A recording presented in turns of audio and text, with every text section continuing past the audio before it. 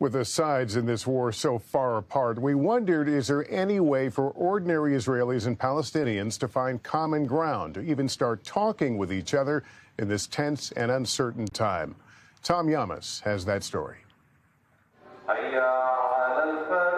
We traveled to Jerusalem, to the old city, to ask about the new war.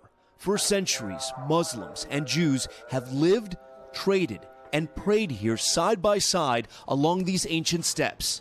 But could they spare a few minutes today to talk to one another? Would you be open, though, to talking to someone who's Jewish about this? Yeah, of course. So we're going to find somebody to talk.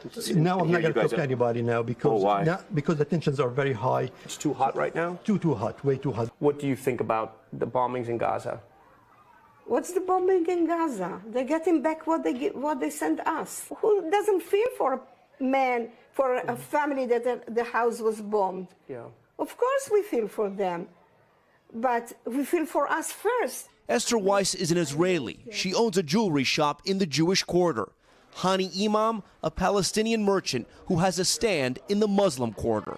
And though their businesses are a short walk from each other, their views of this war are a world away.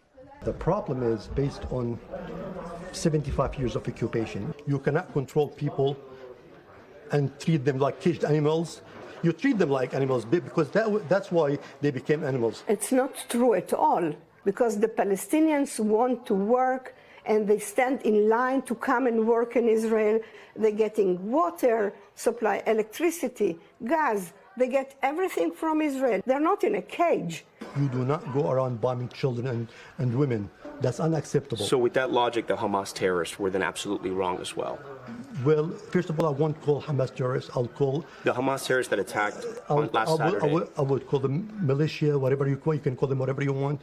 But if there's civilian casualties, I totally disagree with that. Do you think those men are terrorists? They're not human beings. I don't know what to call them. Terror is not enough. And yet, despite the animosity preventing these neighbors from even speaking to each other, if they did, they may actually agree on something. What would you tell him so he understands your side of it? He has to open his eyes and see that we are people who want peace. Eventually there will be peace, but it's going to take some time. It takes two sides to make things work. Tom Llamas, NBC News, Jerusalem.